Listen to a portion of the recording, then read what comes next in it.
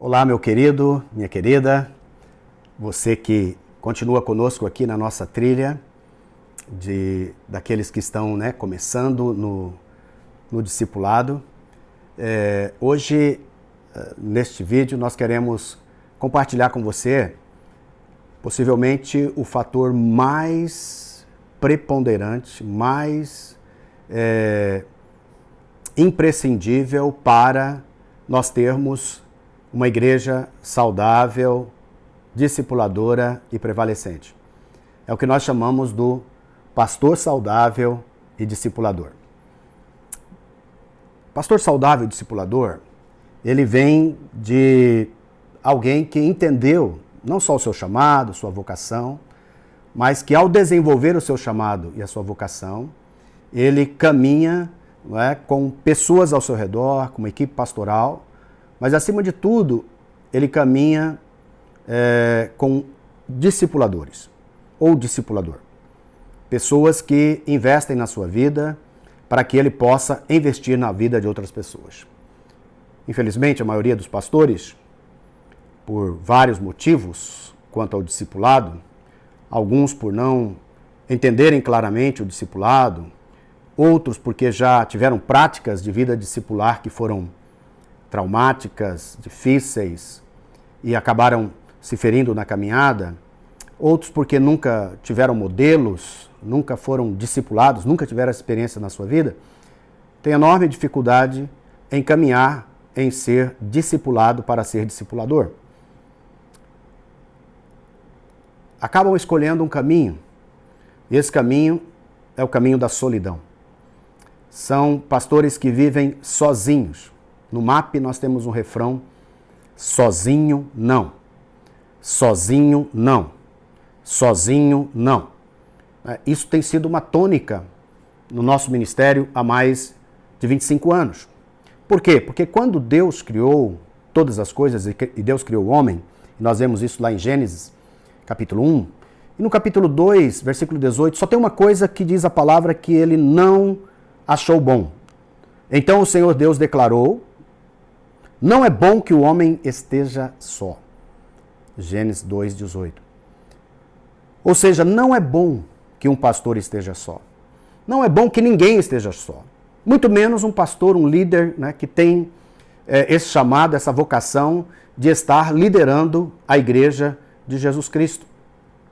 Então, por que nós alimentamos nossa solidão? E existem alguns fatores que alimentam a solidão. E isso tem nos afastado dessa intimidade para o qual nós fomos criados por Deus. Nós fomos criados para viver intimamente com Deus e também para termos intimidades uns com os outros. Nós chamamos isso de sede de intimidade. Pastor saudável precisa desenvolver ou buscar da parte de Deus uma sede por intimidade, por Deus e também pelos outros, a começar pela sua equipe pastoral ou por pessoas que possam cuidar dele. Agora, essas fortalezas, especialmente a fortaleza da solidão que nós alimentamos, ela vem pela questão de pecados, feridas, que foram não resolvidas e abriram brechas nas nossas vidas, brechas que não foram tratadas, curadas, perdoadas, acabaram gerando espaços de fortalezas dentro de nós. Então quero falar com você sobre 6 fortalezas que nós levantamos para defender a nossa solidão. A primeira grande fortaleza é a autossuficiência. Eu sei fazer sozinho. O sentimento típico é: eu prefiro trabalhar sozinho, eu prefiro fazer as coisas sozinho. Quem é vulnerável a esse tipo de fortaleza? Personalidades ativas, personalidades fortes, pessoas que sobressaem em sua inteligência, formosura, suas habilidades profissionais, força física, como atletas ou finanças. Essas pessoas têm uma tendência à autossuficiência. A segunda fortaleza é o que nós chamamos de coração endurecido. Coração endurecido é essa incapacidade de sentir fome de intimidade. O sentimento típico eu não sinto necessidade de amigos, eu não sinto necessidade de ter pessoas. E quem é vulnerável a esse sentimento e a essa fortaleza? Pessoas feridas, mestres, professores, pastores, não é, que estão aí sempre dando e pouco recebendo, não é? Carregam consigo muito esse sentimento, né, de decepção com as pessoas, frustração com as pessoas, né? Nós colocamos essa confiança nas pessoas, nós colocamos também expectativa nas pessoas, e à medida que elas não correspondem, nossos corações tendem a endurecer.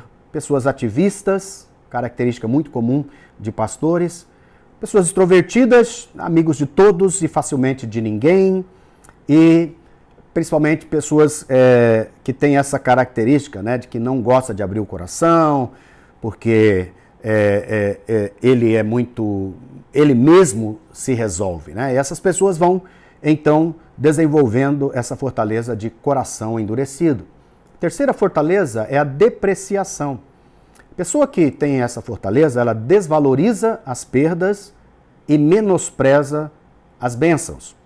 Um sentimento típico é: estes problemas não me atingirão.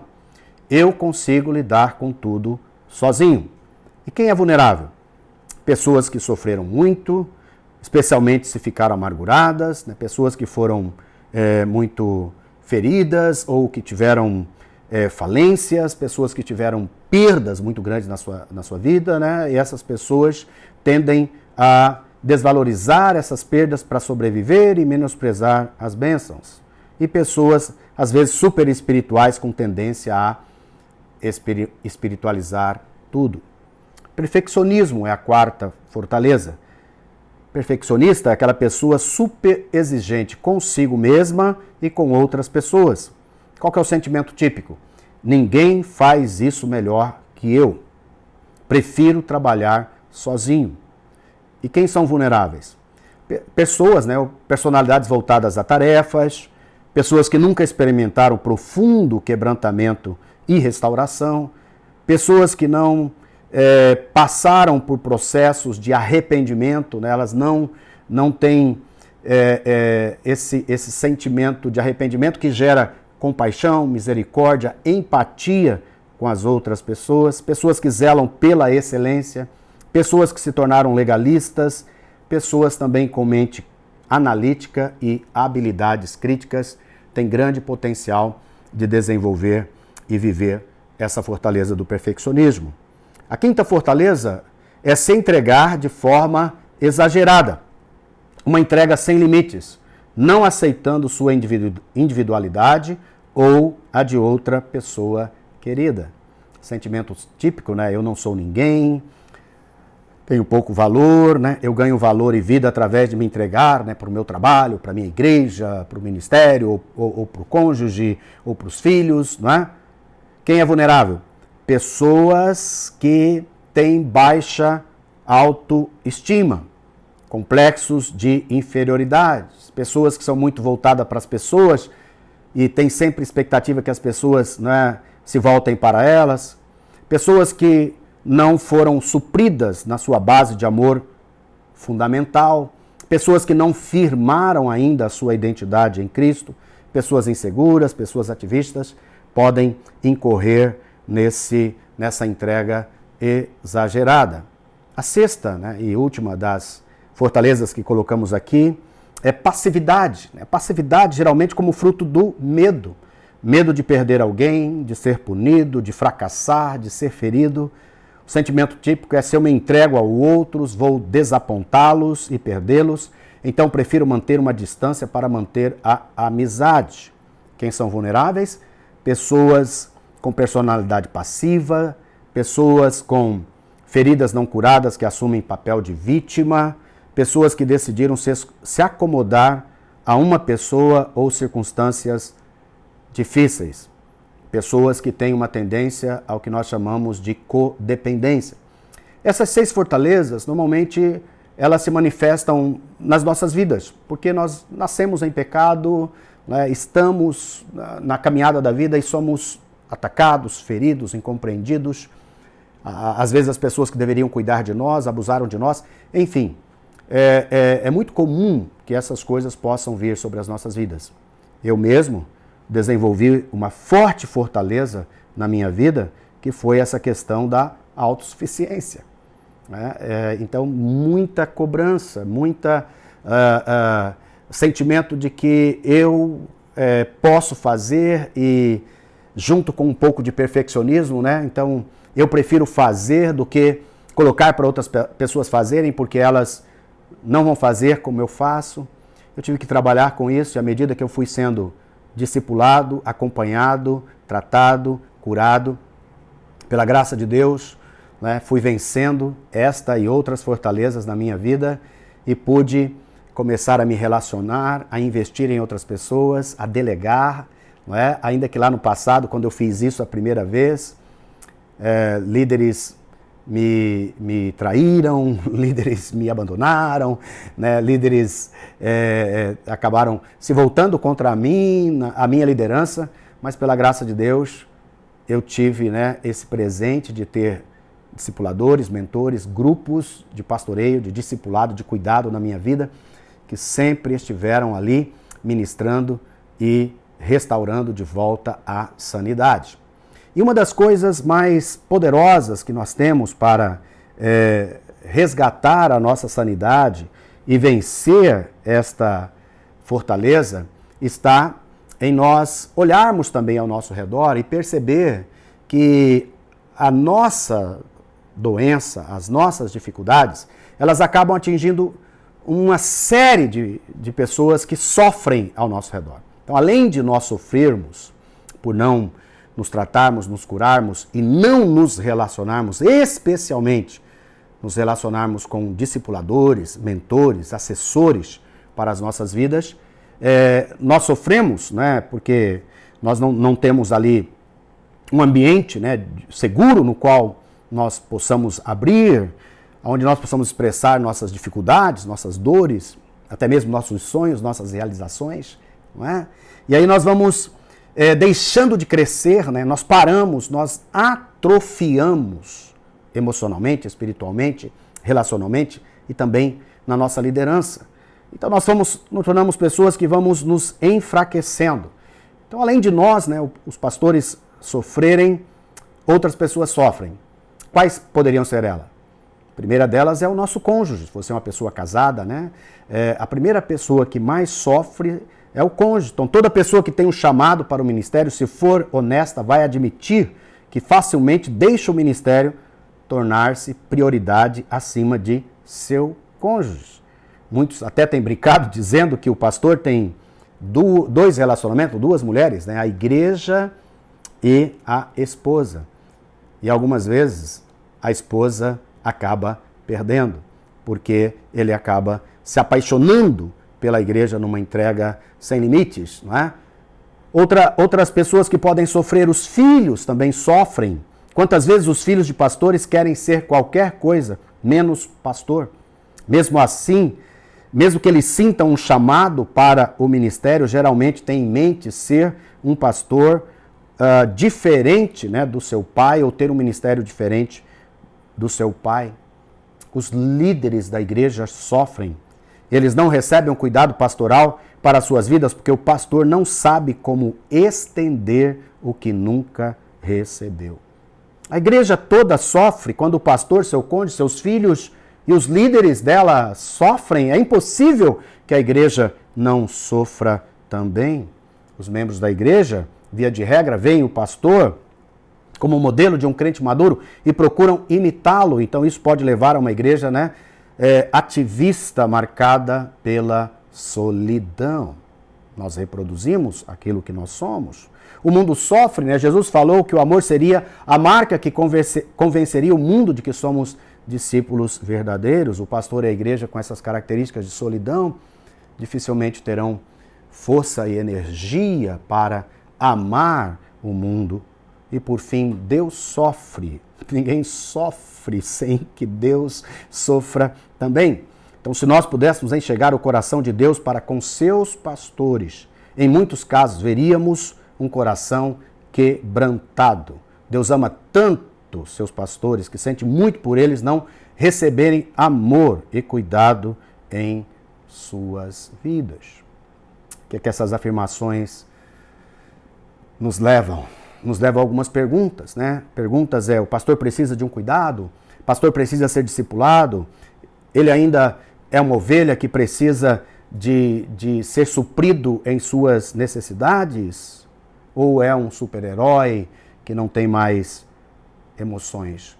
A resposta parece óbvia, mas nós continuamos, muitos de nós, endurecidos, no nosso canto, sem qualquer proatividade na busca de um discipulador, de um mentor. Isso tem causado enormes prejuízos para nós.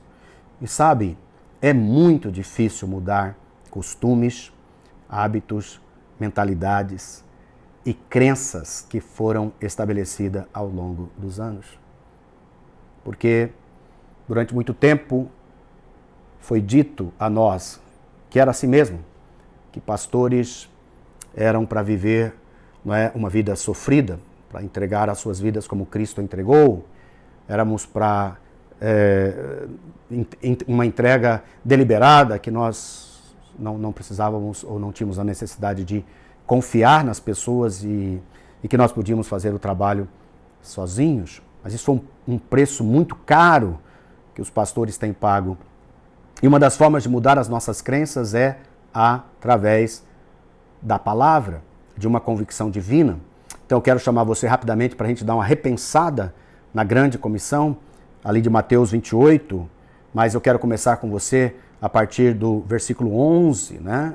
Diz ali a palavra que enquanto elas iam, Maria, Madalena, né, e as mulheres que estiveram no sepulcro, anunciaram aos discípulos, eis que alguns da guarda foram à cidade, contaram aos principais sacerdotes tudo o que havia acontecido. Reunindo-se eles em conselho com os anciãos, deram grande soma de dinheiro aos soldados, recomendando-lhes, digam isto, os discípulos dele vieram de noite, enquanto estávamos dormindo, e roubaram o corpo. E se isso chegar ao conhecimento do governador, nós o convenceremos e faremos com que vocês não tenham maiores preocupações. Os soldados receberam o dinheiro e fizeram como tinham sido instruídos. Essa versão se espalhou entre os judeus até o dia de hoje. Então nós vemos aqui alguns personagens que estavam envolvidos, né, na agenda daquele dia, que estavam envolvidos na agenda daquele tempo.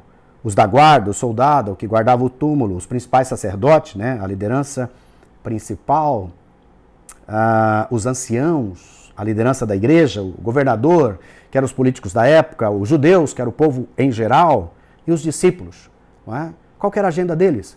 A agenda de todos estes era a agenda política, era a agenda, não é, de estar envolvido com o discurso político, o que está acontecendo na política, muito parecido com o que está acontecendo hoje, né? Nós temos aí essa efervescência política, né? Essa polarização política, e muitos pastores e líderes envolvidos com esse tipo de agenda.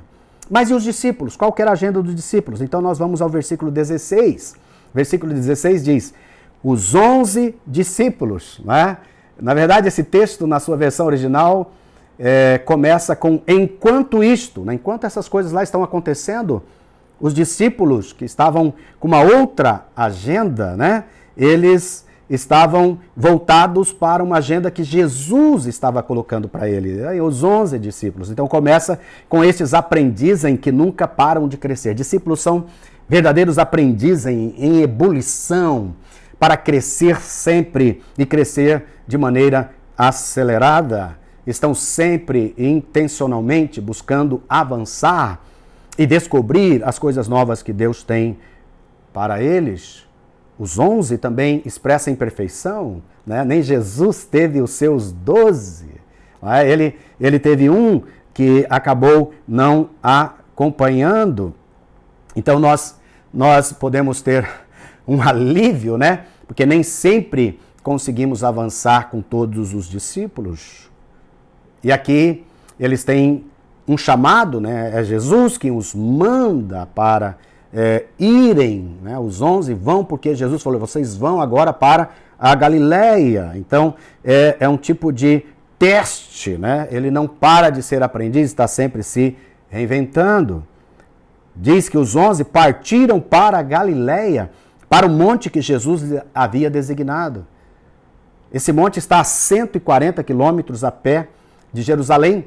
140 quilômetros para ir, 140 quilômetros para voltar. Imagina, né? Como se relacionar sem Jesus por 5 dias de caminhada, porque ali havia os zelotes, havia os ex-cobradores de impostos, os que gostavam de mais conforto, os que preferiam mel silvestre e gafanhotos, como os discípulos que vieram de João Batista.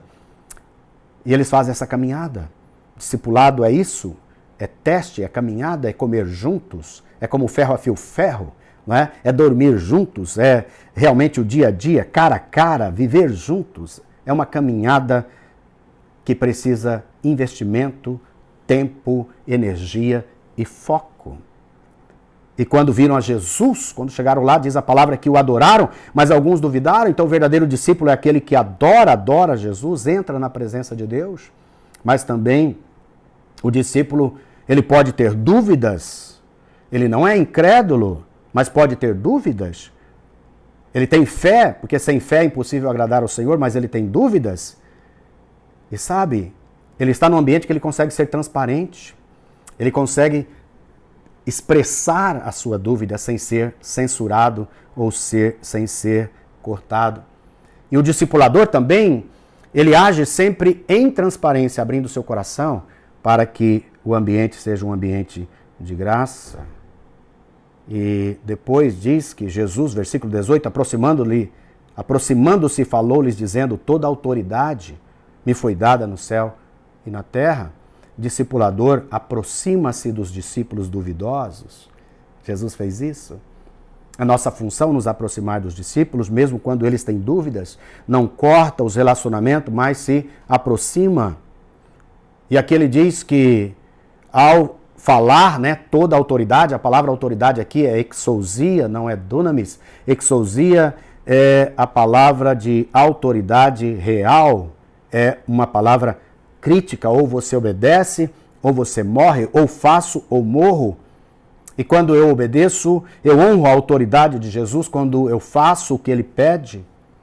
E ele diz que essa autoridade foi dada nos céus e na terra, para vencer a batalha, a luta espiritual que Satanás está sempre desejando destruir, especialmente destruir o que ele vai colocar a seguir, que é o fazer discípulo, o discipulado. Então, pastores não discipuladores estão em desobediência severa com o Rei dos Reis. Deveríamos parar tudo e repensar as práticas. Desobediência severa com a autoridade real. E todos aqueles que não obedeceram à autoridade real sempre morreram. E por fim, vamos entrar na definição, né? Portanto, vão e façam discípulos de todas as nações. Nas versões bíblicas atuais, normalmente aparece no texto 2 imperativos, mas sabemos que no grego originalmente é somente um imperativo: façam discípulos, indo, batizando e ensinando. É a forma de fazer discípulos. Os 11, né? Eles haviam sido chamados para serem apóstolos, mas agora eles estão sendo graduados, estão sendo enviados como discipuladores. Dom apostólico é uma bênção, mas ser discípulo é algo que vai além, e ser discipulador vai muito mais além. Batizando-os, né, em nome do Pai, do Filho e do Espírito Santo.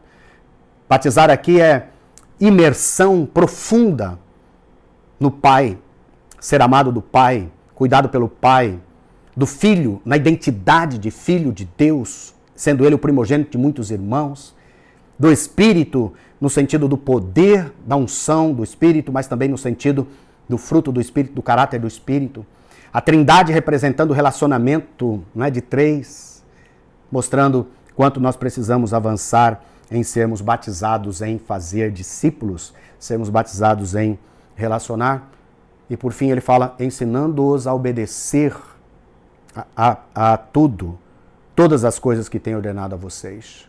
As principais versões diz, ensinando-os a guardar, mas o correto é praticar, ensinando-os a praticar, a obedecer. Vida na vida, não mente na mente. Praticando dicas, né? Demonstrar, instruir, confirmar em ação, avaliar e soltar com supervisão. E ao avaliar, se ainda não chegou no ponto, voltar a demonstrar, instruir, confirmar em ação, avaliar de novo e depois soltar com supervisão. E por fim ele diz: eis que eu estou com vocês todos os dias, até a consumação do século.